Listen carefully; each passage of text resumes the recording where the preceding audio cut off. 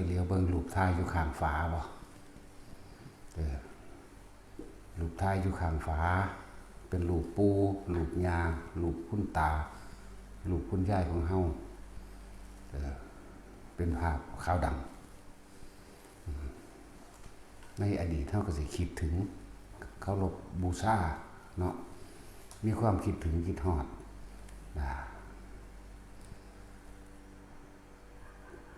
คิดถึงความทุกข์ยากลำบากมานำกันเห็นรูปอยู่ข้างฝาเป็นรูปยาเห็นแล้วก็สะเทือนใจน้ำตาไหลเห็นรูปพ่อใหญ่หรือตาจังสิก็เห็นแล้วก็รู้สึกนึกถึงบุญคุณเพิ่นเพิ่นเป็นผู้สาวให้สาวหน้ามาเลี้ยงแม่เฮาพอเฮาว่าไปปูนี่ท่านอยู่แต่ว่ามันหน่อยโพดนอกจากระลึกขึ้นหลังเอาท่านตอนนั่งได้เอาใส่กะละมังน้ำตีน้ำตามจังซี่แหละแต่ว่าก็มีรูปถ่ายเพราะให้ระลึกถึงอยู่แต่ว่าเป็นรูปถ่ายขาวดำแต่ความผูกพันโดยความทรงจำมันบ่มีมันก็เลยรู้สึกว่าบ่ปานใดบ่สะเทือนแต่ว่าความผูกพันกับรูปยาจังซี่มันผูกพันอยู่นำเพิ่นอ่านหนังสือธรรมะให้เพิ่นฟังเวลาเพิ่นเป็นคนอ่านหนังสือบ่ออกเพิ่นเขียนบ่ได้นั่นนี่เอาอ่านอันนี้ให้แม่ฟังดูก็อ่านก็อ่านให้รอบเดียวก็จื้อได้แต่ก็อยู่จนบวชเรียนเป็นเณรเป็นอันนี้ไหลมาบ่มีแนวอยู่แนวกินนั่นนี่เพิ่นก็เก็บอันนั้นเก็บอันนี้ไว้ให้กินนี่คือความผูกพันรูปพ่อใหญ่ก็เหมือนกันอันนี้ใหญ่ไปให้ไปหน้าจนแล้วพ่อใหญ่ก็สอนคนนั้นคนนี้ที่พูดถึงว่านี่คือว่าเราลูกปู่ย่าตายายของเฮาเองเห็นแล้วพอเฮาคิดแนวใดนึกถึงบุญคุณอยู่บ่สะเทือนใจอยู่บ่ภาพอดีตความเก่าความหลังที่มีความผูกพันซึ่งกันและกันนั่นแหละบัดนี้เฮาก็มีความเคารพมีความนับถือมีความหลายๆอย่างแต่ว่ามันสะเทือนเข้ามาสุดท้ายคนเฮาก็เหลือเพียงแค่รูปถ่ายไว้ให้เห็นนะแล้วก็สิเป็นคุณสำหรับในตระกูลเฮาเองผู้อื่นเขาก็เป็นคุณในตระกูลของเขาเหมือนกันคือพวกเฮาโดยนี้แหละ ผู้ใดท่านปู่ย่าตายายผู้ใดท่านได้ผูกพันผู้ใดท่านอะไรก็สิเคารพลึกซึ้งแต่ว่าช่วงเวลาระยะสั้นๆเฮาก็ลืมเข้าใจว่าล่ะคำว่าลืมตอนใหม่ๆนี่อาจสะเทือนใจยังแห้งอยู่คิดฮอดคิดถึงเนาะนี่ถึงเวลานี้แหละก็เฮาก็บ่ลืมแต่ว่าเฮารู้สึกว่าสักวันหนึ่งเราก็จะเหลือเพียงแค่รูปถ่ายเอาไว้ให้ลูกหลานผู้รู้จักนึกถึงบ่นานเขาก็ลืมเหมือนกันบัดนี้เหลนผู้บ่เคยเห็นเขาก็สิรู้สึกว่ามันหกเงื่อนเขาก็หาวิธีเอาถิ่นเนาะเนี่ยมันเป็นสัจธรรมของมันแต่ว่าอันนั้นเป็นธรรมดาตะกี้รูปถ่ายเขาดำรูปย่ายหรือรูปแม่ใหญ่เฮาจังซี่เฮาก็บ่เห็นดอกตั้งแต่แม่ใหญ่สียังสิชื่อบ่ได้อยู่ แต่ว่าก็มีรูปถ่ายไว้อยู่สะท้อนขึ้นไปทั้งหลังบัดคนเฮาก็เกิดมาเพียงแค่หากินซ้ำตายเหลือไว้แต่เพียงรูปถ่ายเพราะได้ระลึกถึงว่าคนนี้คือปู่คนนี้คือย่าคนนี้คือตาคนนี้คือยายนั่นแหละจังว่าหากินซ้ำตายไปก็ดีเฮาก็จดจำเอาได้เฉพาะที่เคยรู้จักกันผู้อื่นก็เหมือนกันปู่ย่าตายายของเฮาก็มีบุญคุณกับเฮาโดยตระกูลของไปของมันสัตว์โลกทั้งหลายทำกรรมรวมกันไว้เกิดมาเป็น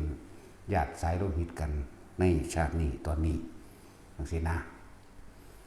นี่คือผู้มีบุญคุณสำหรับแต่ละคนให้นึกถึง สุดท้ายแล้วเฮาก็สิเหลือแต่รูปถ่ายให้ลูกกับหลานเฮาเบิ่ง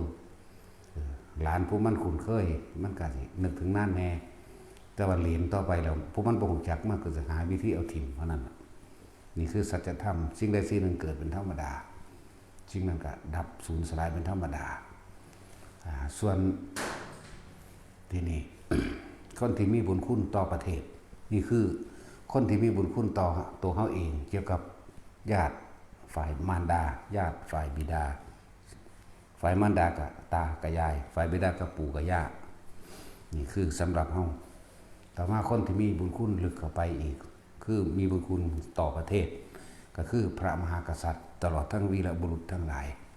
แต่ว่าเขาก็สิจดจำได้เฉพาะพระมหากษัตริย์เนาะคือยังสมเด็จพระนเรศวรจังสิสมเด็จพระเจ้าตากก่อนหน้านั้นเขาอาจจะลืมเพราะบ่มีในบันทึกมีคนที่มีบุญคุณต่อคนในประเทศพระพุทธยอดฟ้าจุฬาโลกมหาราชพุทธเลิศราชนภาใดพระนั่งเกล้าเจ้าอยู่หัวพระจอมเกล้าเจ้าอยู่หัวพระจุลจอมเกล้าเจ้าอยู่หัวนี่พระปกเกล้าเจ้าอยู่หัวพระปิ่นเกล้าเจ้าอยู่หัวพระอนันทมหิดลพระภูมิพลอดุลยเดชพระวชิรกรเกล้าเจ้าอยู่หัวนี่เขาก็นึกถึงแต่เฉพาะผู้เป็นผู้นำใหญ่อันอื่นๆกับเขาก็เหลือแต่พงศาวดารหรือประวัติศาสตร์ที่เขียนบันทึกไว้แต่ว่าคนสมัยมันบ่ศึกษาเนาะไล่ไปตั้งก็เกิดก็ตั้งกำเนิดแรกว่ากษัตริย์ไทยเกิดขึ้นแต่เมื่อไหร่เพราะจนว่าพระเจ้าพรหมมหาราชยังก็ว่าไปนี่คือคนที่มีบุญคุณต่อประเทศชาติต่อมาคนที่มีบุญคุณต่อโลกต่อสรรพสัตว์ความดีมากความดีน้อยแต่เฮามาไล่เบิ่งความดีมากสำหรับประเทศความดีมากสำหรับส่วนบุคคลคือมารดาบิดาปู่ย่าตายายความดีมากสำหรับประเทศคือเจ้าฟ้ามหากษัตริย์นะเห็นบ่ล่ะแต่ผู้มีความดีมากที่สุดในโลกแล้วก็เป็นคนที่เกิดมาสร้างประโยชน์ชื่อเสียงย่อมอยู่ได้ยาวนานเห็นบ่อย่างเช่นพระพุทธเจ้านี่พระพุทธเจ้าโคดมของเฮา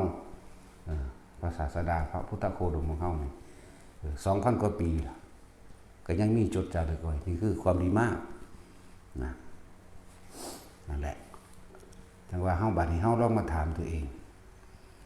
เราได้ทำอะไรเป็นความดีเอาไว้ให้แก่โลกเนาะเฮาไปหาเล่นหาเล่งซื่อๆหากินไปมือบ่ได้พอสิได้เพิงผ้าเด้หาอยู่หากินไปซ้ำตายเล่นละเลิงหัวเลาะไปแต่ละวันนั่นบ่ล่ะบ่ได้เคยถามเราได้เคยทำประโยชน์อะไรไว้แก่โลกนี้หรือไม่ประโยชน์ต้องบ่มีสิ่งที่ตอบแทนจักว่านั่นแหละเฮาบ่ได้หวังว่าจักได้ผลประโยชน์ขึ้นมาโดยตัวเฮาเองแต่ว่าอยากให้ถามเจ้าของเฮาได้เคยทำคุณงามความดีหยังไว้หรือยังบ่แม่นแค่เฮ็ดไว้กับลูกกับหลานอันนั้นยังไม่ใช่อันนั้นเป็นกรรมเข้าใจว่าล่ะเกี่ยวกับลูกกับหลานเกี่ยวกับญาติสายโลหิตหมู่พวกก็ว่าไปนี่เป็นแค่ความเรียกว่าเรามีกรรมเป็นเผ่าพันธุ์ทำกรรมอันใดไว้ไม่ว่าบุญหรือบาปจะต้องได้รับผลของกรรมนั้นเสือไปแต่ว่าเราได้เคยสร้างประโยชน์แก่สัตว์โลกเอาไว้หรือไม่หมายถึงว่าไม่หวังสิ่งใดตอบแทนจึงจะเป็นประโยชน์ต่อผู้อื่นล่าเริงอะไรกันเหรอนี่บัดนี้พวกเธอทำอะไรกันอยู่รู้หรือไม่สักวันหนึ่งพวกเธอต้องตายจากไปณโลกนี้แต่อย่าคิดว่าชีวิตหลังความตายนั้นไม่มีอยู่ชีวิตหลังความตายมีอยู่จากว่าจิตดวงจิตตรงนี้นะจุติตายจากที่นี่ทำกรรมอันใดไว้จะต้องไปได้รับผลของกรรมนั้นไปสู่วิบากกรรมที่ตัวเองกระทำเอาไว้ไม่ว่าบุญหรือบาปเปลี่ยนรูปเปลี่ยนร่างเด้ร่างกายนี่ไม่รู้เรื่องอะไรอย่างนั้นเป็นแค่เครื่องอาศัยอันหนึ่งเอาไว้เป็นตัวกลางไว้จะทำบุญหรือบาปร่างกายนี่เป็นของกลางเด้อเป็นอัปยากตาเป็นของกลางๆแต่ผู้สั่งคือใจบ่ล่ะสิ่งที่ชินสิ่งที่สะสมเอาไว้ความเคยชินเป็นอุปนิสัยเป็นสันดานใจคือใจ ถือว่าใจเป็นใหญ่ใจเป็นประธานคนที่มีความดีหาประมาณอะไรแม้ยาวนานไกลขนาดใดก็ช่างคำว่าพุทโธยังมีอยู่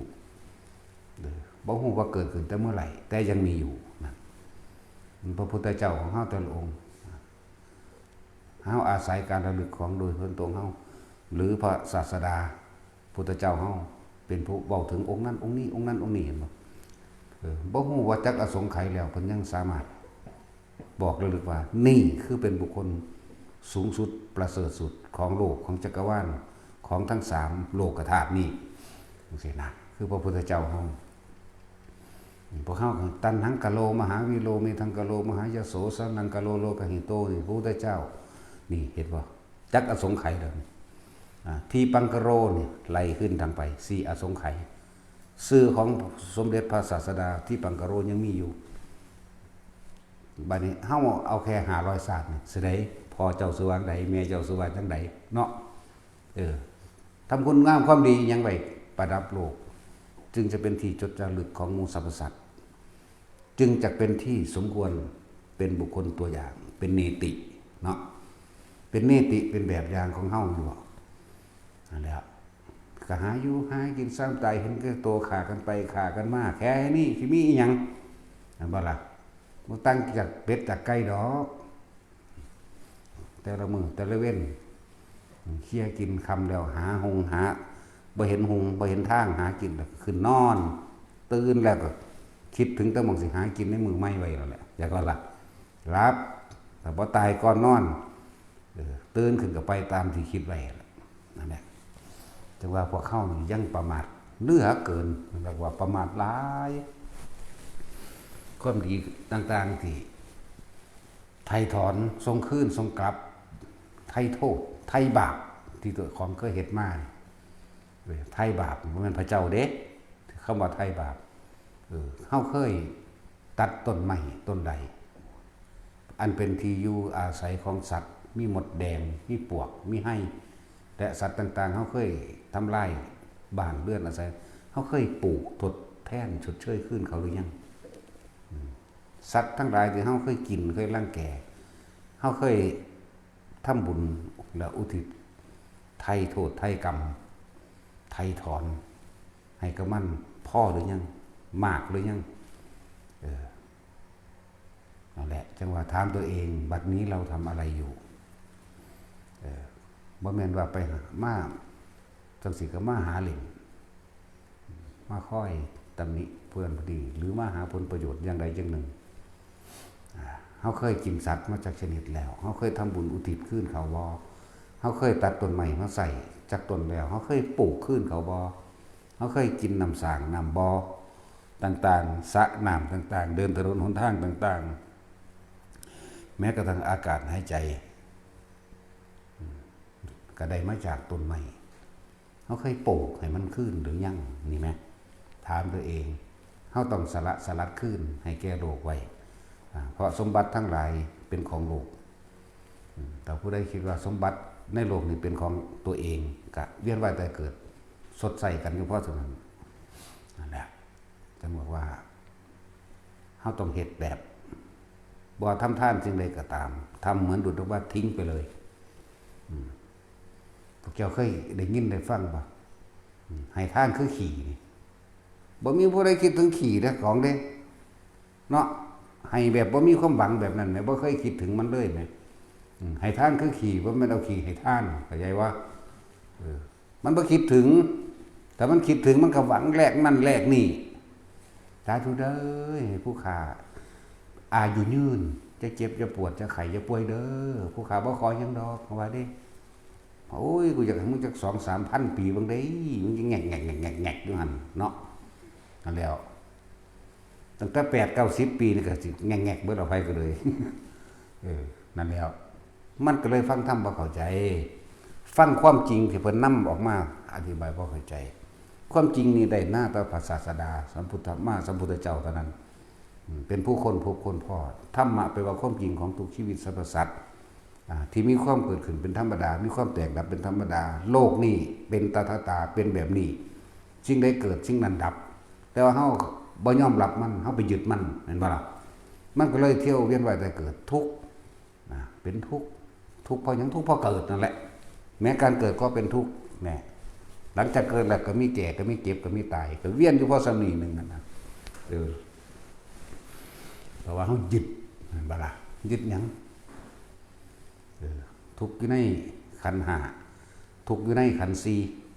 ทุกข์อยู่ในโลกนี้ลงฆ่าคนเดียวทุกข์อยู่ในขันธ์ห้าทุกข์อยู่ในขันธ์สี่ทุกข์อยู่ในโลกนี้ลงฆ่าคนเดียวคือใจคือความยึดมั่นถือมั่นเฮาเองพอเฮาบ่ยอมรับในขันธ์ห้ารูปร่างกายของเฮาแหละ รูปประขันธ์เฮาบ่เข้าใจเฮาบ่ทำความรู้แจ้งเฮาบ่ยอมรับเฮาบ่สลัดสละรูปร่างกายอันนี้ไม่เที่ยงตะกี้เป็นเด็กน้อยเด้เห็นบ่บัดนี้คือใหญ่มาแล้วบัดเติบโตอาศัยอาหารยารักษาโรคเครื่องห่มที่อยู่อาศัยเป็นเครื่องอาศัยของกายใหญ่ขึ้นมาเรื่อยขึ้นมาในระดับหนึ่งปวดแขวถอนออกผมงอกนี่เอิ้นว่ารูปไม่เที่ยงผมงอกผมโลนหัวล้านบางคนก็บ่ทันตายแต่ว่าเกิดอุบัติเหตุแขนขาขาดตาบอดหูหนวกมันว่าล่ะพิการไปแล้วนี่เอิ้นว่ารูปไม่เที่ยงนี่เอารูปประขันใช่ป่ะนี่เอานอกก่อนรูปประขันคือร่างกายเฮาเอิ้นว่ารูปประขันเวทนาขันหมายถึงความรู้สึกเฮาเองก็ยังบ่เที่ยงแต่ละมื้อแต่ละมีร้อนมีหนาวมีแสบเห็นว่ามีแสบมีเจ็บมีปวดร้อนมีหนาวมีอุ่นมีเย็นนี่เวทนาขันก็ยังบ่เที่ยงรูปไม่เที่ยงเวทนาไม่เที่ยงคำว่าไม่เที่ยงก็ต้องมีความเกิดดับไปพร้อมกันเด้คืออนิจจังกับอนัตตาเกิดพร้อมกันนั่นแหละความรู้สึกของเฮาเดี๋ยวร้อนเดี๋ยวหนาวเนี่ยร้อนเกิดมันก็ดับแล้วก็ไปหนาวหนาวเกิดเดี๋ยวก็ไปอุ่นนั่นเวทนาก็ไม่เที่ยงนี่เอิ้นว่าเวทนาขันธ์รูปขันธ์เวทนาขันธ์สัญญาขันธ์ในรูปกายเฮานี่หูเฮาก็ยังได้ยินมั่งบ่ยินมั่งมันคือตึงๆมั่งมันคือได้ยินมั่งบ่ได้ยินมั่งมันจำได้มั่งจำบ่ได้มั่งนั่นว่านี่เสียงไผวะนั่นเห็นบ่ล่ะเสียงไผคุ้นๆคือผู้นั้นคือผู้นี้เขาว่าเด้นั่นแหละความจำต่างๆก็ยังบ่จีรังก็ยังมีความเกิดความดับบางคนบ่ทันได้อิหยังซ้ำเป็นโรคหลงลืมล่ะชื่อว่าใดว่าเจ้าของเป็นไผชื่อว่าใดว่าคนทั้งหลายอันเป็นลูกเจ้าของก็ชื่อว่าใดก็ยังมีนั่นแหละเป็นว่าสัญญาขันธ์ก็ไม่เที่ยงรูปไม่เที่ยงเป็นอนิจจังอนัตตาเวทนาขันธ์ไม่เที่ยงเป็นอนิจจังเป็นอนัตตาเกิดดับสัญญาความจำของร่างกายเฮานี่แหละที่รวมอยู่ในร่างกายความจำของหูเฮานี่แหละจักว่าล่ะความจำของจมูกความจำของตาของจมูกของตาหูจมูกลิ้นกายของเฮาเองนั่นบ่ล่ะตาคือผ้าคือมั่วมองบ่ชัดสีได้สูก็มีตัวหนังสือน้อยแท้ใหญ่แท้ก็มีนั่นแหละมันบ่เที่ยงมันก็เกิดดับเพิ่นกันแม่นบ่สัญญาไม่เที่ยงสังขารขันธ์ก็ไม่เที่ยงบางที่ย่างไปว่ามันสิตรงแท้มันก็บ่ตรงมันก็ยังโค้งก็ยังงอแม่นบ่คนเฒ่าแค่ล่า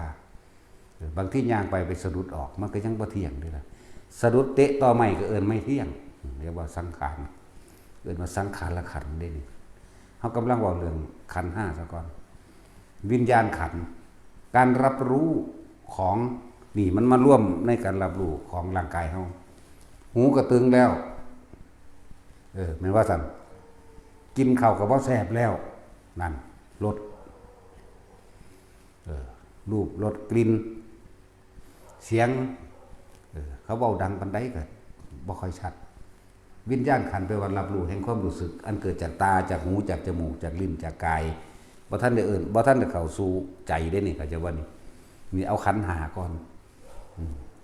รูปเวทนาสัญญาสังขารวิญญาณคือขันธ์5ก่อนแต่นี่คือเอาภายนอกก่อนบ้านเอาภายในจังหวะทุกข์อยู่ในขันธ์4หมายถึงตัวใจเอาไว้เดี๋ยวจะอธิบายทุกข์อยู่ในขันธ์5ทุกข์อยู่ในขันธ์5ก่อนนี่ค ขันธ์ห้าคือรูปเวทนาสัญญาสังขารวิญญาณอันเป็นรูปขันธ์เวทนาขันธ์สัญญาขันธ์สังขารขันธ์และวิญญาณขันธ์นี่หาความจริงร่างอย่างยืนบ่ได้พวกเขาบ่ยอมรับว่าเจ้าของเฒ่าเนาะบ่ยอมรับว่าเจ้าของความจำนั่นนี่มีความถือตนถือตัวเนี่ยมันเลยเป็นทุกข์เพราะอนิจจังเพราะอนัตตาเพราะว่าบ่ยอมรับเป็นสั้นสุดท้ายแล้วร่างกายตายได้บัดเนาะนี่แล้วเบิดความรับทราบทั้งกายแล้วบัดนี้ขันธ์4มันหยังเวทนามันก็อาศัยความเชื่อมต่อจากรูปขันธ์จะเข้ามาสู่นามขันธ์นามขันธ์เวทนาสัญญาสังขารวิญญาณร่วมแล้วเวทนาตัวนี้หมายถึงความพอใจและไม่พอใจเขาจะบ่พอใจกับไม่พอใจมันก็ยังเดี๋ยวกับพอใจคนนี้เดี๋ยวกับรังเกียจคนนี้ขนาดคนเดียวกันคือลูกหลานเฮานี่เดี๋ยวกับพอใจมั่งมันใส่ได้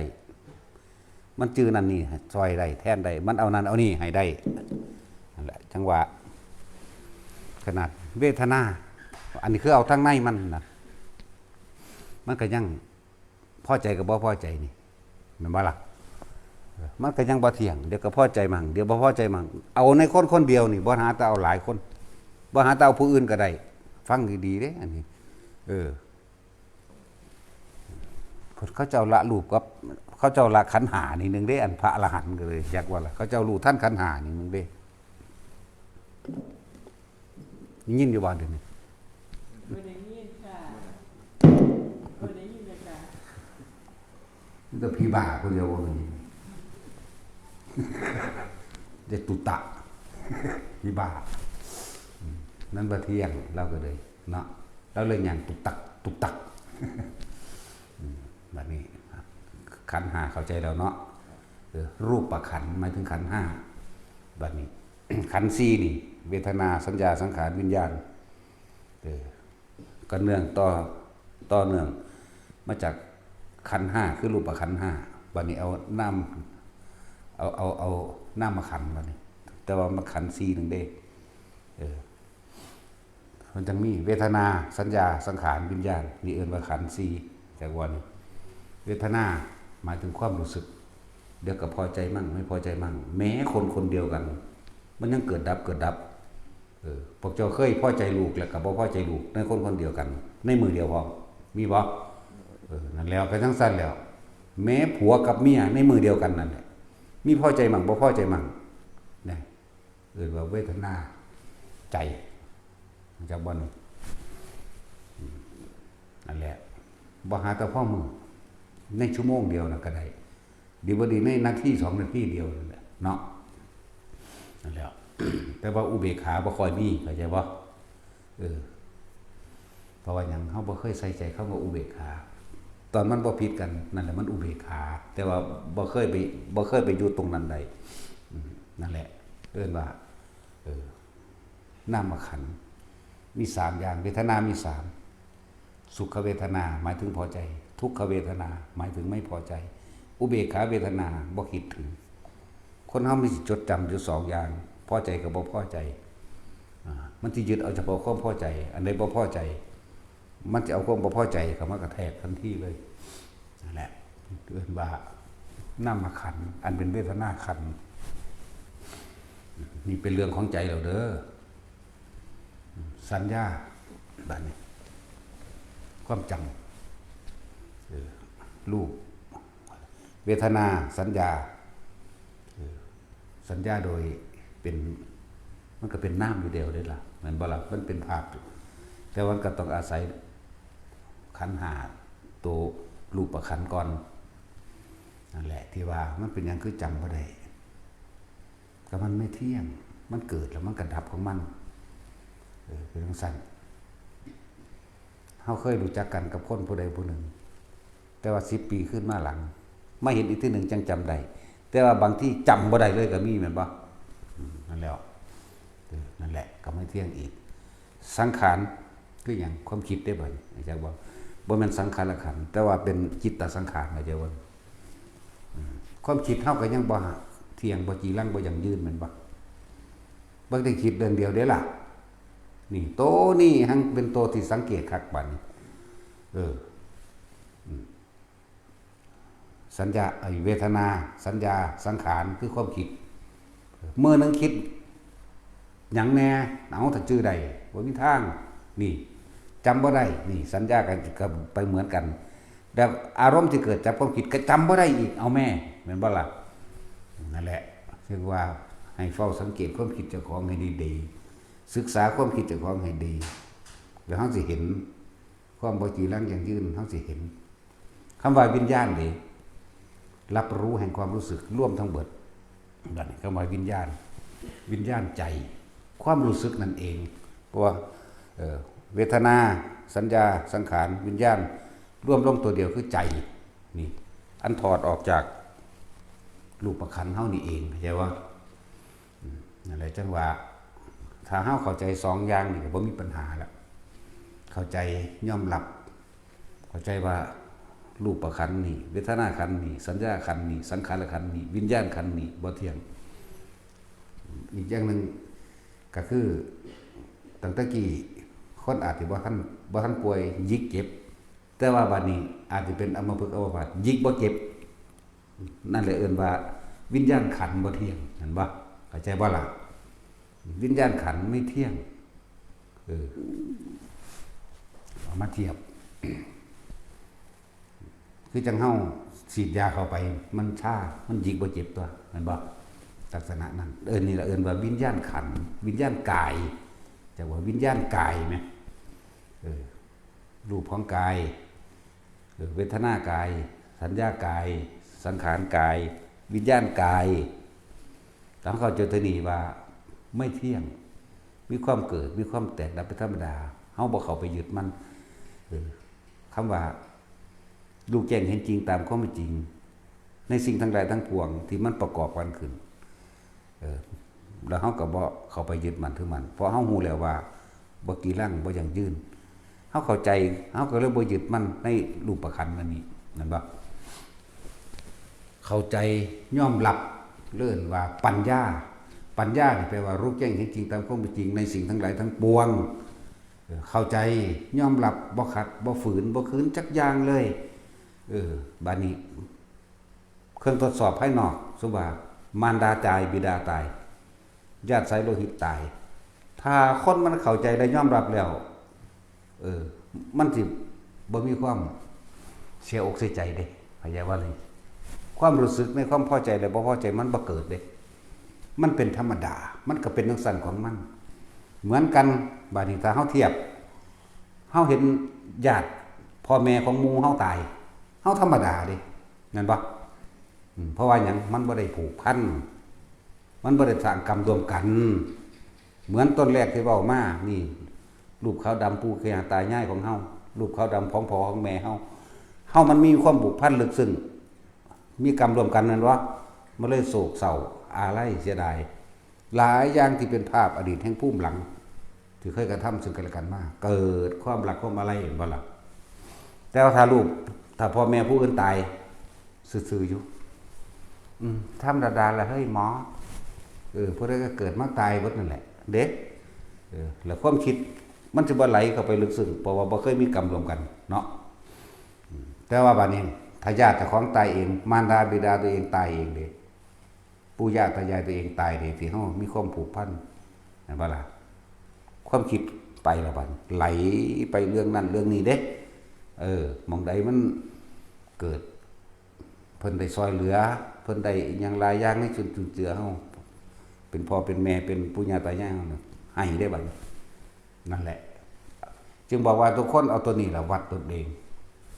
เอาความรู้สึกใจว่าล่ะถ้าคนที่ตัดได้พ่อแม่ตายก็เป็นธรรมดาคือพ่อแม่ตายเพราะว่าสัตว์โลกอันอื่นก็เป็นเหมือนกันเฮาสิมีความรู้สึกโดยบ่แม่นความรู้สึกอยากว่านี่หมายถึงอุเบกขาไงมันเป็นธรรมดาคือพ่อแม่หมู่ตายพ่อแม่เจ้าของตายก็เป็นธรรมดาเหมือนกันสิบ่มีความไหลลึกเข้าไปเข้าใจว่าล่ะนั่นแหละจังว่าผู้ใดอยากฮู้ว่าเจ้าของละหรือปฏิบัติได้เพียงใดเอาความรู้สึกเป็นตัววัดเจ้าของเด้อที่บอกอยู่ เฮาต้องวัดด้วยตัวเฮาเองจังว่ามันก็ละแค่รูปมันละแค่ขันธ์ห้าเด้ขันธ์ห้าขันธ์สี่นี่นึงเด้เพิ่นยอมรับเพิ่นเข้าใจว่าทุกคนเกิดมาตายเพิ่นยอมรับเพิ่นเข้าใจแม้ร่างกายของเพิ่นเองคือเฮาอาจจะเห็นสมมุติว่าพระอรหันต์องค์ใดองค์หนึ่งเพิ่นป่วยเฮาไปเห็นแล้วเฮาเข้าใจว่าเพิ่นสิทุกข์เพิ่นบ่ทุกข์เด้เพิ่นยอมรับยอมแบบสิโลลาภยอมแบบบ่มีหยังตกเถียงเพราะว่าเพิ่นบ่ดึงเข้ามาสู่ใจเพิ่นเลยบ่มีความรู้สึกทางใจพอใจหรือบ่พอใจมันก็เป็นเรื่องของสังขารไปเรื่องนั้นไปแล้วนะเนี่ยมันเป็นแบบนี้เปรียบเทียบให้ฟังเพื่อเกิดความเข้าใจว่าเขาเจ้าละแบบใดเขาเจ้าว่างแบบใดคำว่าปัญญานี่โดยภาษาที่เขาเจ้าแปลไว้รู้แจ้งในกองสังขารนั่นเองบัดนี้พวกเขาบ่เข้าใจบัดนี้เนาะความรอบรู้ในกองสังขารคนเขาบ่เข้าใจดอกคำซ้ำสิมาเว้าเรื่องรอบรู้ในกองสังขารเฉยๆนี่รอบรู้โดยว่ารอบรู้เอามาว่ารู้แจ้งตามความเป็นจริงว่าสิ่งทั้งหลายทั้งปวงที่มันประกอบกันขึ้นสังขารแปลว่าประกอบประกอบกันขึ้นปรุงแต่งกันขึ้นประดับประดากันขึ้นเหมือนกับรถต้องประกอบไปหลายๆอย่างนั่นแหละประกอบกันขึ้นแต่ก็ต้องมีความเสื่อมแตกดับเป็นธรรมดานี่เขาจะล่งมองนี้แล้วไหมที่นี่เป็นยังคือต้องมีการฝึกสมาธิเป็นยังคือมิใช่นั่นเป็นแค่เครื่องอยู่ล่ะจากบ่ล่ะนั่นแหละเป็นเครื่องอยู่ในขณะที่มีชีวิตอยู่นั่นแหละคำว่าปัญญาก็รอบรู้ในกองสังขารแต่เฮาบ่เข้าใจปานนั้นฟังเบิ่งนี่สังขารก็ยังเข้าใจบ่ถูกหลายแบบก็เลยต้องเว้าในหลายๆศัพท์หลายๆคำก็เลยต้องเว้าเน้นย้ำแปลให้แต่ละคนหรือนำความจริงของชีวิตของแต่ละคนออกมาเว้าให้พวกเจ้าฟังนะนั่นแหละปัญญาความรอบรู้ในกองสังขารสังขารก็คือเครื่องปรุงเครื่องแต่งเครื่องประกอบเครื่องประดับประดาเครื่องทำให้เกิดขึ้นจากว่านี่ทำให้เกิดขึ้นหลายๆสิ่งหลายอย่างทำให้เกิดขึ้นถือว่ารถทำให้เป็นรถให้เกิดขึ้นมันต้องมีน็อตต้องมีล้อต้องมีน้ำมูกน้ำมันนี่เลิศปรุงแต่งพระเจ้าว่าสั้นๆนั่นบ่ล่ะนั่นแหละรอบรู้ในกองสังขารรอบรู้ต้องรู้ตามความเป็นจริงในคำว่าสิ่งทั้งหลายทั้งปวงมันเป็นเครื่องประกอบกันขึ้นซื่อๆให้เป็นรูปเป็นร่างและสุดท้ายแล้วสิ่งที่ประกอบกันขึ้นแล้วก็ต้องเสื่อมสลายต้องแตกต้องดับโดยสภาพของโตมันเองอยู่แล้วนั่นแหละบัดนี้ในร่างกายของเขาเองเขาก็เลยเป็นธรรมดาเขายอมรับมันแล้วรูปประคันเป็นธรรมดามันก็เกิดมันก็อาศัยอาหารถ้ามันเจ็บมันปวดก็ยารักษาโรคถ้ามันร้อนมันหนาวก็เครื่องนุ่งห่มมังอยู่มังเศร้าที่ทำมาหากินก็คือที่อยู่อาศัยอาหารยารักษาโรคเครื่องห่มและที่อยู่อาศัยนี่อาศัยไปเพียงตายนี่ได้ล่ะบ่ได้อาศัยไปใส่อีกเนาะนั่นแหละ ที่อื่นว่าขันธ์ห้ามันยอมรับในรูปประคันยอมรับแล้วมันบ่มีอีหยังที่เฮาสิไปฝืนกับมันปวดแขวเด้เอามันถอนได้ก็ถอนตันกินยาเศร้าก็หยุดเท่านั้นก็ขันธ์ห้านั่นบ่ครับรูปประคันสั่นเพิ่นเลยย่นย่อมาว่ารูปกับนามเนาะนามกับเวทนาสัญญาสังขารวิญญาณคือใจคือความรู้สึกโตเดียวพวกเจ้าเคยโมโหแนวมันง่ายนะมันเข้าใจง่ายเนาะโมโหเกิดจากความบ่ได้ดังใจผิดกันตั้งปีที่แล้วก็ยังนำมาคิดได้ทั้งที่บ่อยู่ต่อหน้านอนหลับนั่นแหละเป็นหยังเขาเจ้าบ่จังพยายามให้เฮาอยู่กับตัวเองจึงมีวิธีฝึกให้อยู่กับตัวเองเป็นเครื่องอยู่ได้มีการทรงฌานมั่งอยู่ในฌานที่1ที่2ที่3ที่4มั่งเพื่อให้จิตตั้งมั่นเป็นสมาธิจิตตั้งมั่นตั้งตรงไหนตั้งในกายหม่องใดหม่องหนึ่งนี่เรียกว่าพยายามให้ทุกคนทำความเข้าใจว่า เพิ่นก็บ่ได้พระอรหันต์น่ะเพิ่นก็บ่ได้รู้อิหยังมากรู้ตามความจริงว่ารูปร่างกายนี่สักวันหนึ่งมึงต้องตายแน่คือมึงต้องแตกมึงต้องดับมึงต้องสูญหายเห็นบ่ล่ะสั้นแล้วสิ่งที่บ่ตายบัดนี้คือตัวจิตตัวใจนี่เพราะว่าเนี่ยมันคิดเป็นเพิ่นเลยพยายามหาวิธีว่าบ่ให้มันคิดการคิดเหมือนกับการกวนน้ำให้ขุ่นข้นขึ้นมาคือเฮาอยากลืมโอ้ยกูสั่งมาหลายเฮ็ดได้กูสิลืมมันเนาะบ่ลืมเพราะมันข้นขึ้นมาเห็นบ่ล่ะ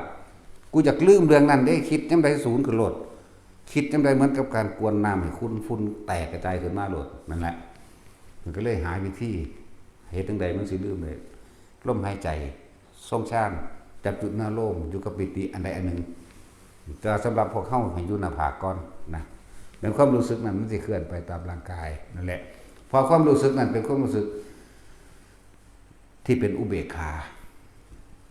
ขาที่แสดงออกมาทางกายเลยเอิ้นปิติบ่มีความคิดเด้ที่บอกให้นั่นบ่ล่ะวิตกยังมีความคิดนึกเรื่องนั้นเรื่องนี้วิจารณ์คิดนึกต่อเนื่องปิติสุขเอกคตาเป็นอารมณ์หนึ่งเขามีความคิดไปในเรื่องเดียวแต่ว่าเกิดความเชื่อชื่นแบบบานใดแล้วเอิ้นวิตกวิจารปิติสุขเอกคตาแล้วเอิ้นว่าปัฐมฌานถ้าทุติยฌานเด้ตาเฮาคล่องในฌานที่1ก้มพับเกิดน่วงกันโลดมันบ่มีความคิดเด้นั่นจักว่านั่นแหละเพิ่นจึงเอาสิ่งทั้งหลายเหล่านี้เป็นเครื่องอยู่ฆราวาสยังมีการมีงานยังมีหลายอะไรอย่างมันบ่อาจสามารถที่ส่งได้เบิดมือเบิดเว้นคือเพิ่นเพราะว่าเฮ็ดจังได๋ก็สร้างในตราบที่เฮายังไปหาอยู่หากินแบบโลกแม่นบ่มันก็ต้องมีการกระทบกระทั่งกันเป็นธรรมดาเพิ่งบอกว่าฆราวาสปฏิบัติได้ยากจะแม่นว่าล่ะครับเป็นหนทางที่คับแคบบัดเฮาแปลว่าเข้าใจคับแคบคือหยังบ่คือหมู่ภิกษุนักบวชสลัดออกมาแล้วมาหาเครื่องอยู่แห่งตนโลดสิอยู่ลำพังผู้เดียวหรือสิอยู่กับหมู่ก็สร้างบัดนี้แต่พูดถึงว่าฆราวาสเป็นหนทางคับแคบมันอยากร่ำอยากรวยมันก็อยากอยู่แม่นบ่ซั่นมันก็ต้องมีการกระทบกระทั่งซึ่งกันและกันมันต้องมีหากินฝึกถ้ามันคงแน่นหนาจริงๆถึงอนาคามีมันอยู่บ่ได้หรอกนอกจากว่าสิมีกรรมบางอย่างอยู่ได้เห็นบ่ล่ะจังซั่นแหละบ่หาแต่เว้าไปปานนั้นก็ได้ดอกฮอดอรหันต์มื้อใดมื้อตายมื้อนั้นแหละก็ฆราวาสนั่นแหละว้ายแต่บ่ฆราวาสก็ลองเบิ่งเถอะนะมันหายากก็ดอกเนาะอย่าไปเอาตำรามาเถียงผู้ใดไผก็ได้ภาษาตำราเนาะ คำว่าเอาตำรามาเถียงเขาพวกนั้นบ่เคยเป็นบ่เคยเข้าสู่อารมณ์ของแต่ละองค์โสดาสกิทาคานาคาอรหันต์บ่เคยเข้าตรงนั้นได้คือเขาเถียงกันอรหันต์เป็นอันฆราวาสก็เยอะแยะซั่นอย่ามาเว้าจะใส่เหลืองห่มเหลืองแท้มันก็ยังบ่ค่อยมีอยู่ในโลกเดี๋ยวนี้มันมีอยู่บ่พอ100องค์อยู่บ่เดี๋ยวนี้เนาะนั่นแล้วสั้นแหละกันไว้เขาเถียงถ้าอยากเถียงก็เถียงโลดศึกษาทั้งสั่งเนาะนอนตัวเฮือนมาเถียงเฮานี่บัดมาอยู่มาบวชแม่คือโอ้ยเขาดึงปานว่าดึงงัวดึงควายเขาลงขาสักบ่ว่าดึงมันคนเองดึงเขาลงขาสักงัวควายมันยังวันยอมรับสตายชีวิตยังย่างอยู่คนนี่ดิ้นเด้เนาะ พ่อต่อสู้ได้ก็สู้เอาชีวิตจังได๋กูก็ตายแล้วกูก็สู้ตายแม่งเลยดีกว่าเนาะนั่นแหละยิ่งพระอรหันต์เพิ่นก็บ่ได้รู้อิหยังมากบ่ได้ละอิหยังมากขนาดนั้นดอกเข้าใจว่าล่ะก็แค่รู้เท่าทันขันธ์5จากว่าละขันธ์5รูปขันธ์นี่รู้เท่าทันร่างกายว่าเกิดแล้วก็ต้องตายเป็นธรรมดาเจ็บป่วยเพิ่นก็บ่ได้ทุกข์ร้อนลำบากเพียงแต่ว่าไปบรรเทาความเจ็บปวดซื่อๆเด้เพิ่นบ่ได้ฟึดฟัดอีหยังแบบย่านตายย่านสั่นโดดๆดาวๆเข้าเด้พากูไปบ่แม่นจังซั่นนะนั่นแหละเพราะว่าเพิ่นยอมรับในขันธ์5ว่าต้องตายอยู่กับสิอยู่หรือสิ เป็นหรือสิอีหยังก็แล้วแต่บ่ได้มีความหมายสำหรับเพิ่นเด้อยู่หรือตายมีค่าเสมอกันเพราะว่ามันว่างบ่มีหยังมันบ่มีเขามันบ่มีแนวสิความหวังบ่มีความหวังว่าสิเฮ็ดนั้นเฮ็ดนี้นะ มันบ่มีความหวังมันสิ้นหวังมันหมดหวังมันบ่มีจุดหมายอีกบ่มีจุดหมายบ่มีที่ไปบ่มีที่มาบ่ไปบ่มาเด้บัดนี้ว่างทั้งเบิดว่างจากสิ่งที่มีนี่บ่หยุดไผสมบัติที่มีอยู่ทั้งโลกก็เอิ้นสมบัติวัดหลวงพ่ออันนั้นของผู้นั้นของผู้นั้นนั่นว่าของเพิ่นบ่แม่นบ่ได้เกี่ยวบ่มีเพิ่นบ่มีในหัน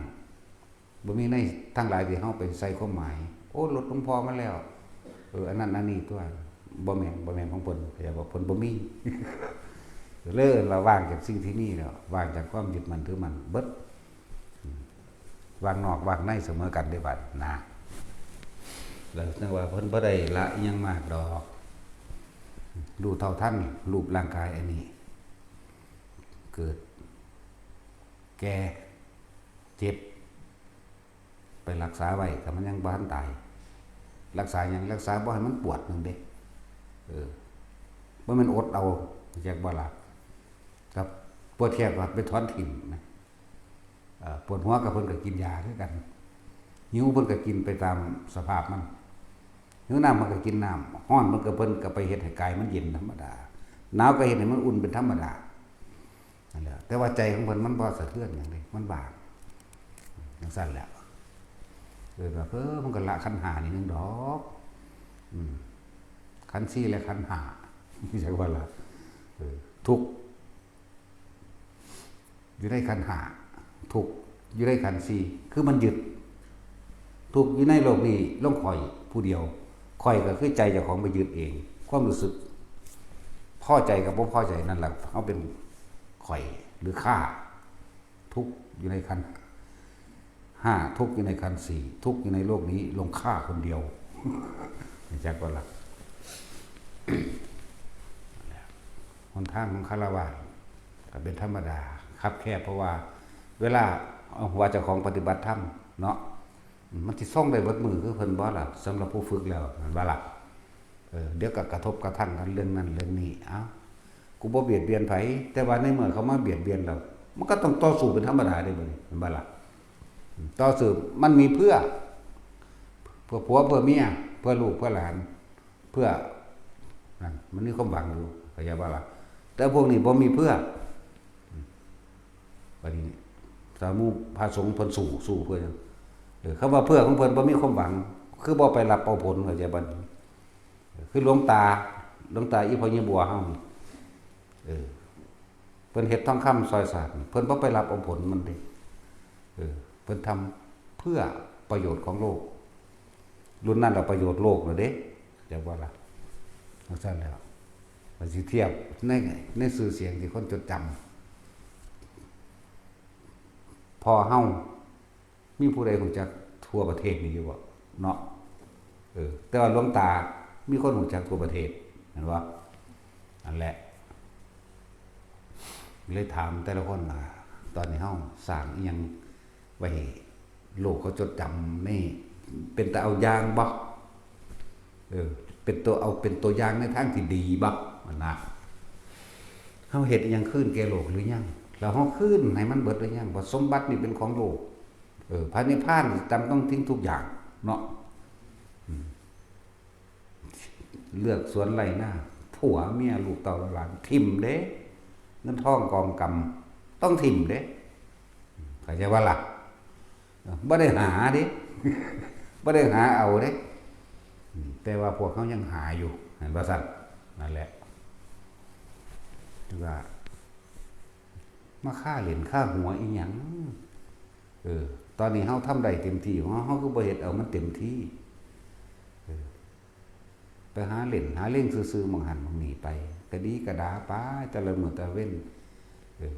บ่จักบ่หลังจากตายไปแล้วมันสิบ่ได้เฮ็ดอีกจังว่าล่ะชีวิตหลังความตายยังมีอยู่เด้จักชีวิตชีวะบ่ดอก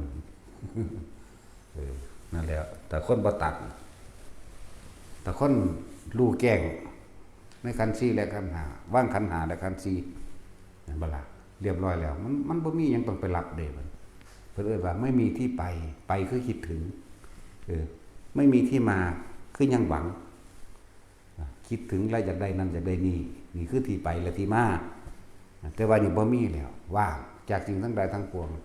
ว่างจากสิ่งที่มีอยู่เห็นอยู่รู้อยู่เลยรู้อยู่ซื่อๆมันนั่นแหละ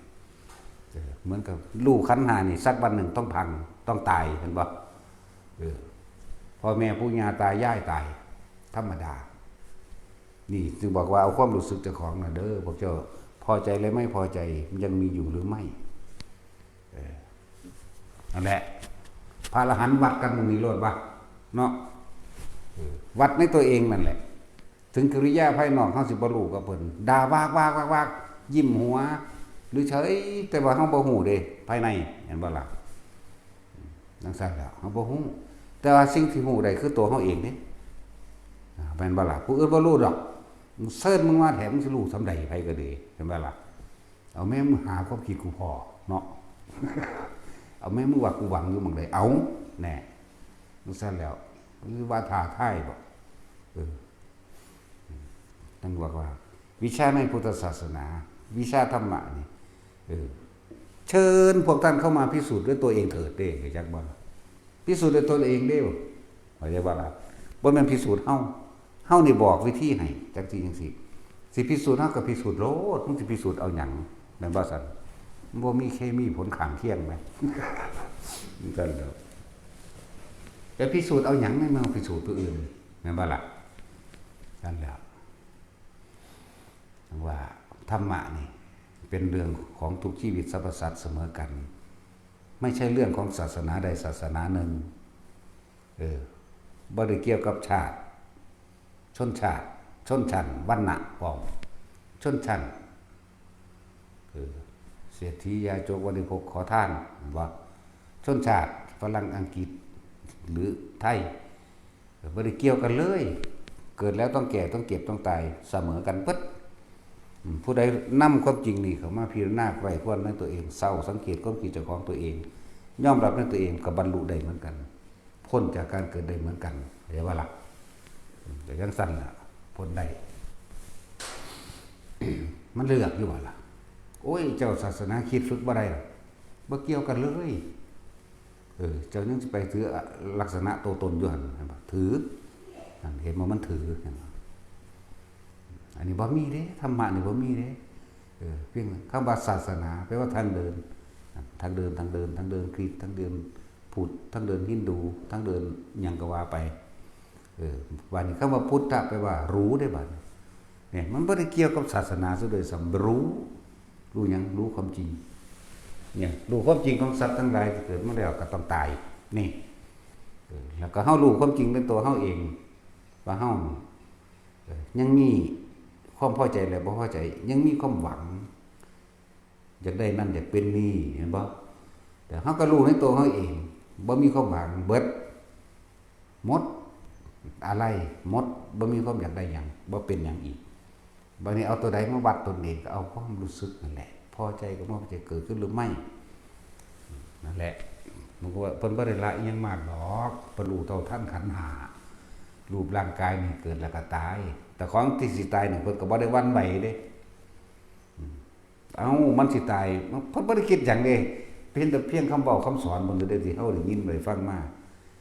เพราะว่าจะเป็นคำเว้าคำสอนพุทธเจ้าหรือภาษาวกทั้งหลายไล่มาจนถึงอีพ่อใหญ่บัวไปล่ะนั่นล่ะเพิ่นสิตายมันสิไปก็ไปตัวนี้เพิ่นที่จริงข้างในบ่มีเด้แต่ว่าปากเพิ่นให้พวกเฮาสำรวมระวังหรือให้พวกเฮาฝึกซื่อๆเด้ที่เพิ่นบอกสิไปแล้วเหรอนี่มันจะไปก็ไปที่แน่ไปก็ไปหม้องใดไปหม้องใจขาดเพิ่นเบิ่งหม้องผิดก็อย่าว่าลมหายใจไปได้หม้องเพิ่นเบิ่งสิไปแล้วเหรอนี่แค่เพิ่นนำออกมาสอนมาเตือนซื่อๆเด้ที่จริงโดยข้างในเพิ่นบ่มีนั่นแหละเพิ่นบ่ได้ตกใจว่าเพิ่นสิตายเด้นั่นน่ะหรือเพิ่นสิดีใจว่าเพิ่นสิคืนเด้มันบ่มีอย่างว่าคำว่าเสียใจพอใจแล้วบ่พอใจมันบ่มีเด้ เห็นเพิ่นเทศน์บางที่เพิ่นก็ด่ามั่งเพิ่นบ่ได้ด่าเด้จังว่าล่ะตัวตนเพิ่นมันบ่มีแหมเพิ่นละขันธ์ห้าพอแห้งดอกขันธ์สี่และขันธ์ห้ามันบ่มีสำหรับเพิ่นแล้วมันบ่มีเห็นเพิ่นด่ามันด่ากิเลสคนบ่เข้าใจก็เสียใจด้วยช่วยไม่ได้การประมาทพระอรหันต์ได้รับคือเก่าเด้มันเจ้าจริงนั่นก็ตามมันคนที่ขัดขวางการปฏิบัติธรรมคนปฏิบัติธรรมกับปฏิบัติธรรมแต่ว่าคนละวิธีผู้หนึ่งขวางกันบาดแต่ขวางมาแต่ขวางกันแต่ขวางกับเป็นแล้วเป็นคนยากเด้ผู้ไปขวางเขาเรื่องยากเรียกว่าเขาบ่เคยขวางเจ้าของนั่นแหละวิธีใดวิธีหนึ่งที่ฝึกหัดปฏิบัติกรรมฐานมันมีตั้ง40อย่างในพุทธโฆษาจารย์เพิ่นรจนาเอาไว้เพิ่นเขียนเอาไว้บอกเอาไว้แต่ว่าถ้าเว้าเรื่องพระพุทธเจ้าตรัสรู้ก็อานาปานสตินึงเด้ล่ะเนาะลมหายใจนี่นึงเด้แต่ว่าบัดนี้พวกนี้มาขัดขวางคำบริกรรมพุทโธพวกวานามาพะทะดีพวกนึงอานาปานสติดีแม่นบ่ล่ะผู้อยู่อานาปานสติกับผู้ภาวนาพุทโธผู้อานาปานสติสมมุติยกตัวอย่างก็คือภาวนาพุทโธผิดเด้พระพุทธเจ้าบ่สอนเห็นบ่แต่ว่าผู้บัดนี้แต่ขวางกับบรรลุยากคือกันเด้ผู้ไปขวางเขาเยบัดนี้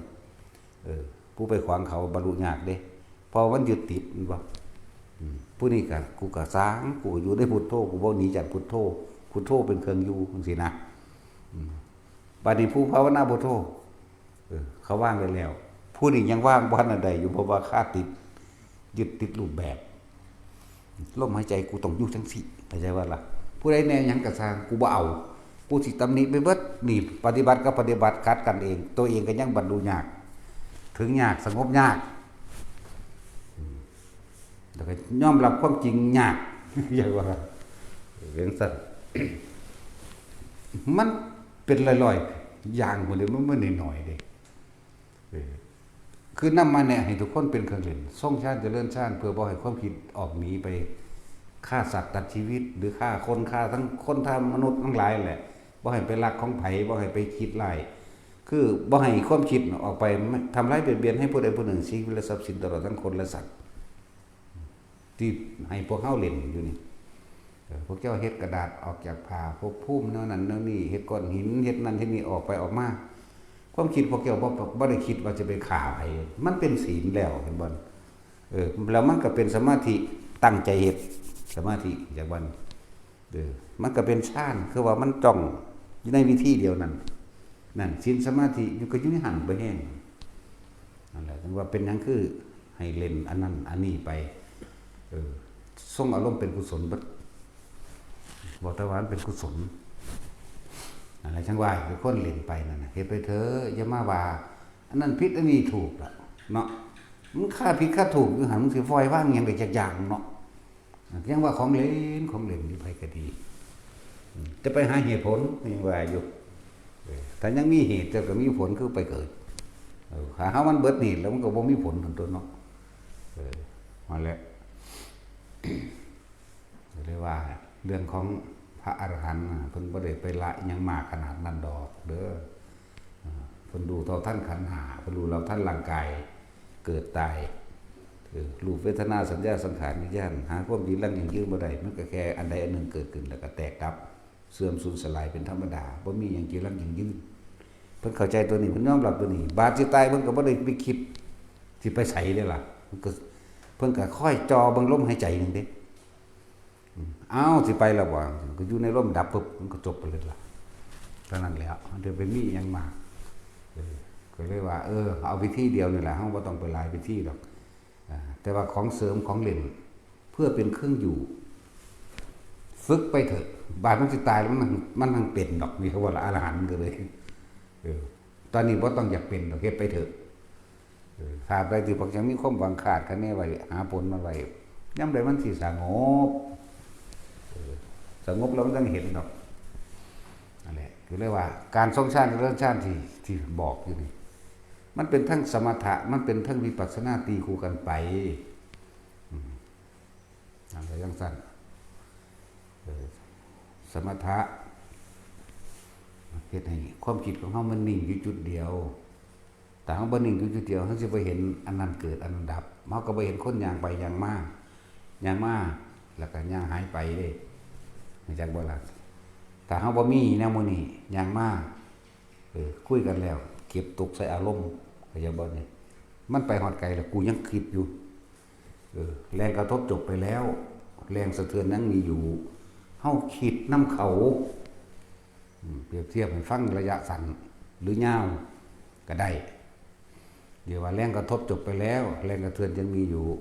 พออารมณ์ความพอใจหรือบ่พอใจมันมีอยู่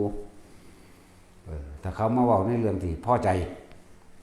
มันก็คิดต่อคิดนำอยากได้เห็นบ่อยากได้แล้วอยากเป็นถ้าเขาเรื่องบ่พอใจมันก็คิดต่ออยากทำลายแน่เห็นบ่จังซั่นแล้วเพิ่นก็เลยให้พวกเฮามีเครื่องอยู่เขาบอกมาในเอกสารกูอยู่นี่ที่บอกว่ากูอยู่นี่ลมนี่หายใจนี่กับอันนี้นั่นแหละ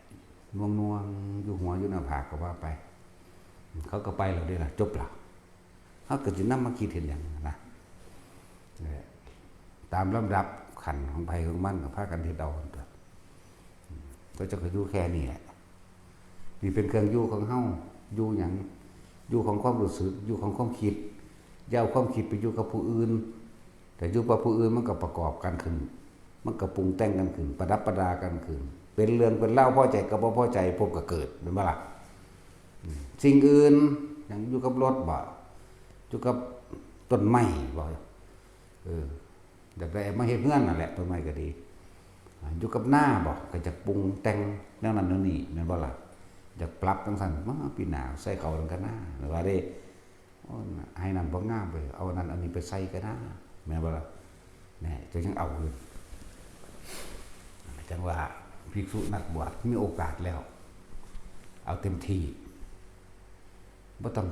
ไปบรรลุในความที่ไปเฮาจดจำมาดอกอยู่กับลมไปได้แล้วก็อยู่กับอุณาโลมหรือปิติได้เป็นเครื่องอยู่ไปซ้ำตายมันมีแค่นี้นึงดอกว่าตายแล้วมันเป็นดอกตอนที่เป็นบ่ต้องเป็นหยังดอกเอาตัวเองนั่นล่ะคิดวัดตัวเองเอาความรู้สึกตัวเองเขาไม่ย่องอันนั้นอันนี้เขาความรู้สึกมันดีใจเนาะว่าเขามาด่าได้ซั่นใช่เขานี่ตัววัดตัวเองเข้าใจว่าล่ะเอาอารมณ์ความรู้สึกความพอใจแล้วบ่พอใจเด้ถ้ามันเฉยแล้วมันก็ปล่อยแล้วตัวนั้นมาด่ามึงสิบ่ว่ากูโคตรพ่อโคตรแม่งด้วยได้ก็สร้างแล้วกูจะให้มึงว่าจนเลือดหัวมึงออกพุ่นเนาะเว้าโลดเว้าให้กูเว้าจนเลือดแตกปากแตกดังออกพุ่นเนาะจนผูกคอตายพุ่นกูก็ซื่อๆอยู่นะย่องก็ย่องเข้าไปกูก็ซื่อๆคือเก่าแหละชีวิตนี่เหลือไว้แค่สร้างประโยชน์เข้าใจว่าล่ะเหลือไว้แค่ว่าสร้างประโยชน์เป็นคติเป็นแนวเป็นแบบเป็นตัวอย่างให้ผู้อื่นเฮ็ดนำซื่อๆแต่ว่าก็บ่ได้หวังเฮ็ดบ่เฮ็ดก็สร้างมันบ่ล่ะสั่นแล้ว อันใดมันเป็นประโยชน์เฮ็ดไปเฮาเคยเอาของโลกมากินมากแล้วบ่ว่าเฮาสิเอาปูปลากุ้งหอยปูปลาช้างม้าวัวควายหมูเห็ดเป็ดไก่มากินเบิดแล้วของโลกวันนี้กูสร้างขึ้นให้เขามั่งมันบ่ล่ะจังซั่นล่ะหลายอย่างเฮาเคยเที่ยวถนนหนทางที่ผู้อื่นสร้างไว้ก่อนแล้วบัดนี้กูเฮ็ดเองมั่งหมายว่าล่ะ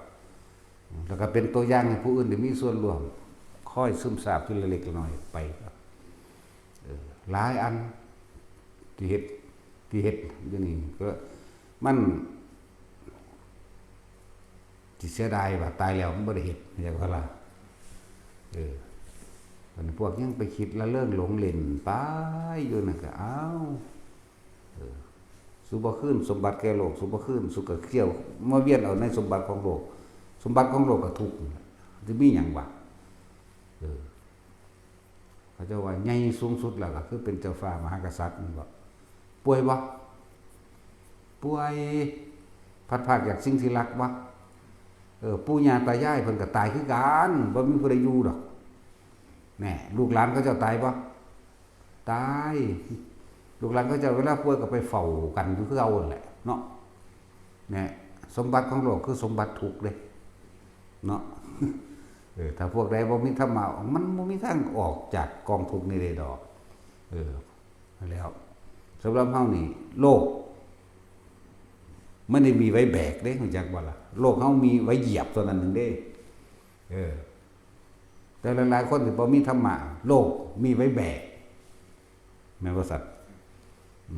มีไว้แบกจริงๆแล้วเราจึงทำประโยชน์ใดๆก็สร้างบ่ได้สนใจว่าไผสิยกย่องสรรเสริญหยังบ่ต้องสนใจครับคำว่าด่าเฮาสิเอามาเฮ็ดหยังแต่คนย่องเขายังบ่เอาอยู่เนาะจังซั่นแหละเฮ็ดไปจังซั่นแหละเฮ็ดไปซ้ำตายนึงเด้เพราะว่าตายแล้วบ่ได้ทำไปซ้ำตายนั่นบ่ล่ะเศรษฐีมหาเศรษฐีได้ก็สร้างธนามันก็ป่วยแมงคือเก่าล่ะไผก็เลยเนาะลูกเศรษฐีบ่ป่วยบ่ตัวเศรษฐีเองมันบ่ป่วยบ่เงินทองมันหลายๆมันเอาไปแม่มันยังได้ตัวนี้เห็นบ่ครับคือว่าสร้างประโยชน์ไว้ให้คนเว้าถึงความดีเขาจักปีเนี่ยเนาะก็บ่เว้าโดนดอกตั้งแต่ลูกหลานเป็นคนแท้ๆยังเว้าบ่โดนตายคือเก่าแหละไปก็ดีแต่ความดีที่เป็นคติตัวอย่างที่เว้ากันมาตลอดคือคำว่าพุทธะคือธรรมะนี่พระพุทธเจ้าองค์นั้นเห็นว่านะ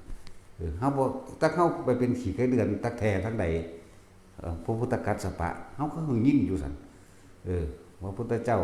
กากุสันโธภโกนาคมราสะผู้รู้พระที่ปังกรพระสันมังกรปุ่นไล่มากก็ยังพอได้ยินอยู่เด้ทั้งที่มันจักอสงไขยแล้วเด้แล้วเกิดความดีบุคคลผู้ประเสริฐสูงสุดในไตรโลกธาตุเฮ็ดตัวอย่างจังซั่นสิบ่ดีกว่าบ่เนาะเฮาบ่เคยเห็นหน้าเห็นตาเขาเจ้าหูเฮาได้ยินเสียงเฮาได้เห็นถูปารวัตถุอันเป็นเครื่องบูชาสักการะบูชาถูปารวัตถุภาพวาดจากว่านี่ภาพเจดีย์นั่นแหละสักการะบูชาทั้งที่บ่ฮู้จักแต่ความดีที่เพิ่นพาเฮาเฮ็ดนะแล้วเฮาก็เฮ็ดตามนี่บูชาสูงสุดคือการปฏิบัติตามเด้เพิ่นบ่อยากได้ดอกไม้ของหอมแต่ว่าก็ต้อง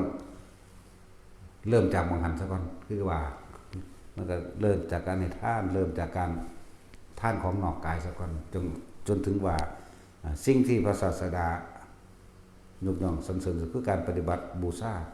แปลว่าการทำตามเด้บูชาแปลว่ายินดีกระทำตามด้วยความเคารพเด้บ่แม่นเอาดอกไม้ขึ้นหิ้งพระบ่แม่นเด็กดอกไว้เน็บหัวบันได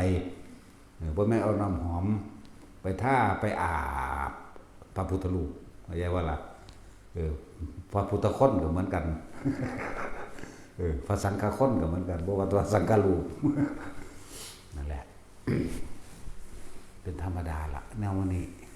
ค่อยๆสร้างไปคือว่าถูปาระหะบูชาก็สามารถนำพ้นขึ้นสู่สวรรค์ได้ถ้าจิตสุดท้ายไปคิดถึงตรงนั้นเด็กน้อยเลี้ยงงัวได้ดอกหูสร้างมันคิดถึงเจดีย์ของพระพุทธเจ้ากัสสปะในระหว่างก่อนจะถึงบ้านมันเสือกถืองูกระต่ายจิตมันตั้งไว้เห็นจังว่า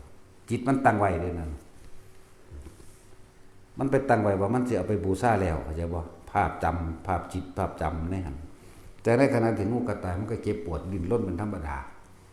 พอตายปุ๊บมันไปขึ้นสวรรค์ทั้งสิคิดสุดท้ายหลายอันหลายอย่างที่พวกเขาบ่เข้าใจพวกเขาบ่ได้ศึกษาเต็มที่คือว่านั่นแหละบูชาพระพุทธรูปหรือพวกนึงบอกว่าพระพุทธเจ้าบ่ให้สร้างพุทธรูปบางทีนะให้หรือบ่ให้ก็ช่างเถอะเฮาก็ว่างมันทั้งหมดอันใดที่มันน้อมนำมันเกิดเป็นความสบายใจเป็นบุญคือความสงบเย็นมันต้องทำไปเถอะตำราก็มีบันทึกไว้คนที่สร้างพระพุทธรูปองค์แรกก็คือพระเจ้าปัสเสนนั่นแหละพระเจ้าปัสเสนสร้างตอนพระพุทธเจ้าเสด็จดาวดึงส์เป็นสั้นก็มีในหันแหละบัดนี้ถ้าจะบอกก้อนนั้นพุทธเจ้าเฮาสวยชาติเป็นโพธิสัตว์สร้างบ่ สมัยเป็นพระมโหสถสร้างบ่ล่ะ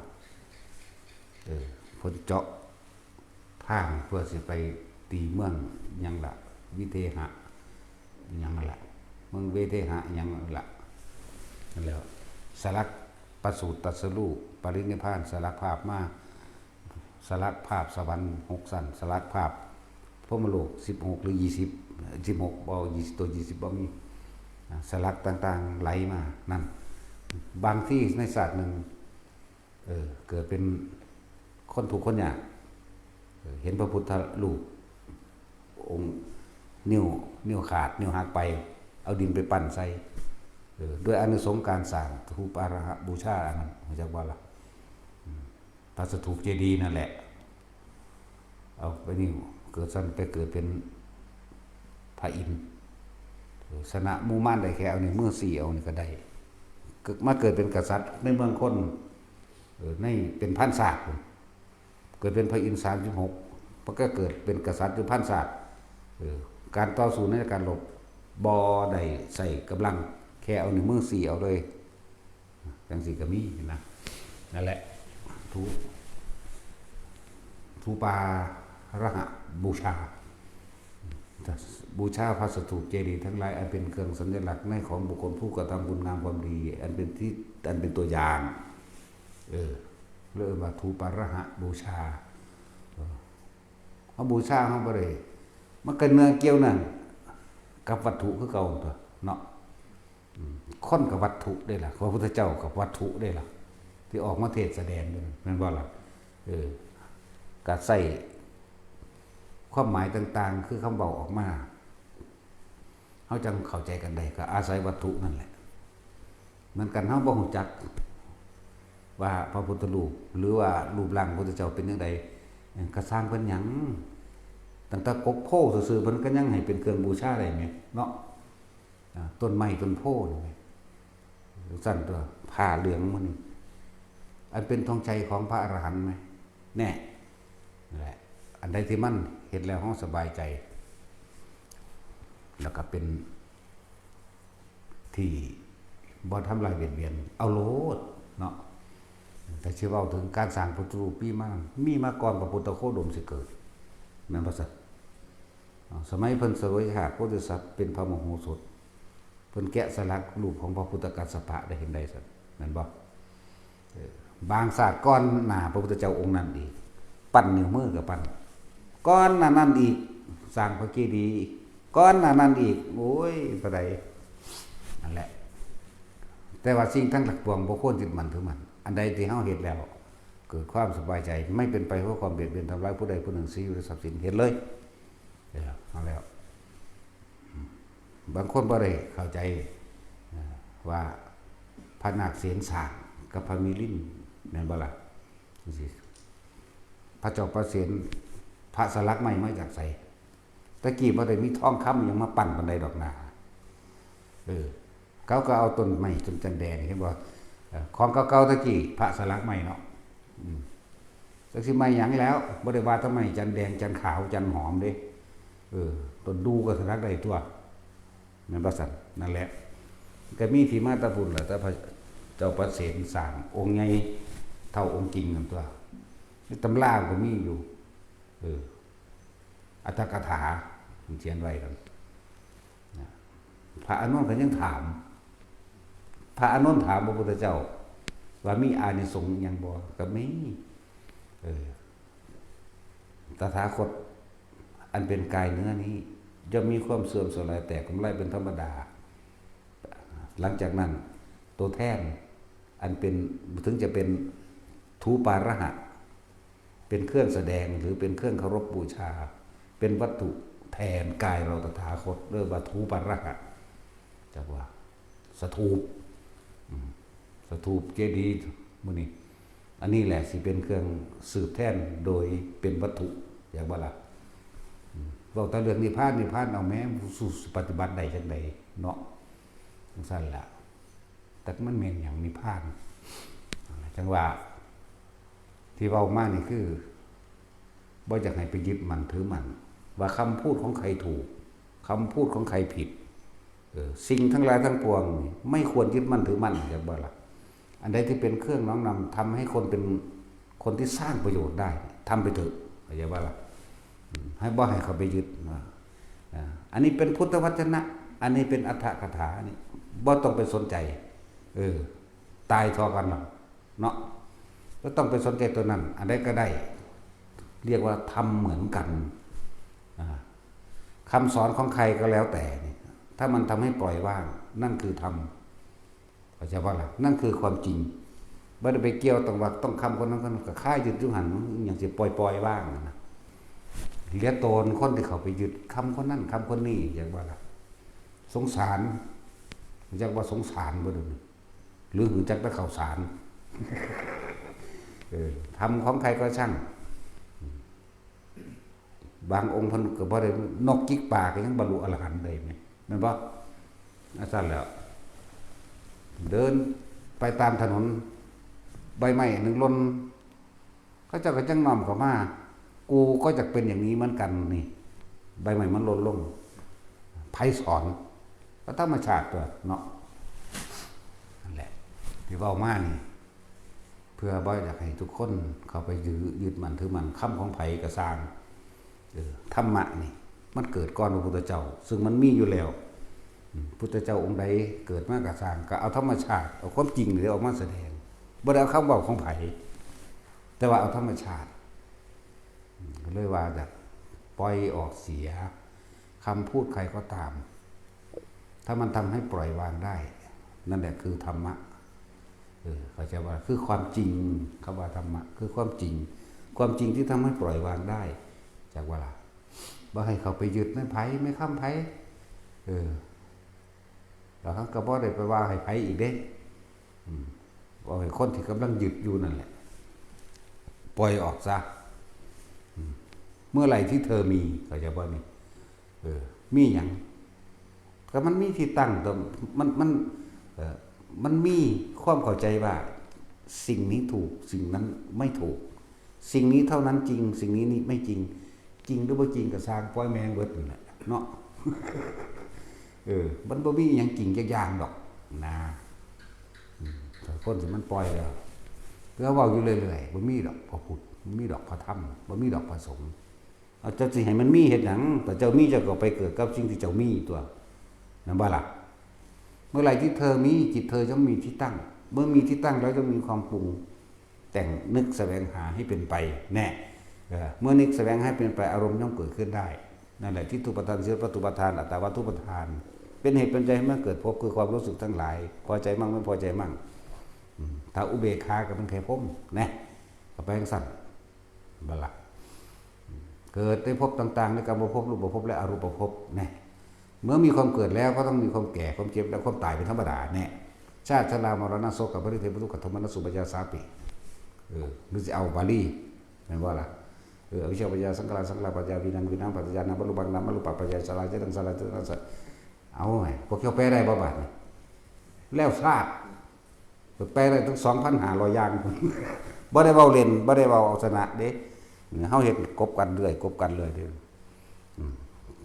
เหตุและปัจจัยทั้งหลายให้สัตว์เวียนว่ายตายเกิดนะเพราะมีอวิชชาเป็นปัจจัยจึงมีสังขารเพราะมีอวิชชาเป็นปัจจัยจึงมีวิญญาณเพราะมีอวิชชาเป็นปัจจัยจึงมีนามรูปเพราะมีอวิชชาเป็นปัจจัยจึงมีสลายตนะเพราะมีอวิชชาเป็นปัจจัย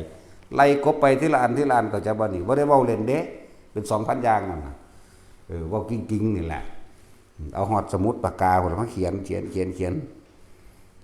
พุ่นแล้วบ่ได้เว้าเพื่อเอาชนะกับไผแต่ว่ามันลงใจเข้าใจว่าล่ะมันลงในสิ่งที่ตัวเองหมุนวนอยู่ในนี่เป็นธรรมจักรนั่นแหละเป็นความเวียนรอบของมันเองปฏิจจสมุปบาทมันของธรรมดาคนที่แค่รู้แก้งแค่120นัยยะนี่ก็แตกฉานแล้วแต่ถ้าหมุนหลอกแมงเบิดทุกโลกหมดละในอดีตตอนนี้30ในอนาคต30ปัจจุบัน30บวกกันเข้าไปที่ล่ะเป็นเท่าใดเป็น108ก็บวกอดีตบ้างอนาคตบ้างปัจจุบันบ้างแล้วก็บวกของจักรวาลต่างๆมันก็หลายตัวเนาะโอ้ยบอกแนวคนบ่ฮู้จักหยังเนาะ บอกตัดสินฟังว่าเนี่ยสมองหินสิไปคิดยังออกได้ พวกเขาว่าต้องรู้ยังมากหรอกเอาส่วนที่ตัวเองพ่อว่างได้ลมหายใจนี่กับอุณาโลมเนี่ยเพราะละตายก็ไม่ได้เกิดดอกแต่มันตายในลมหายใจได้บ่เกิดเด้มันบ่มีความคิดไปหาไผได้ล่ะว่าล่ะเดี๋ยวเอาสมาทาน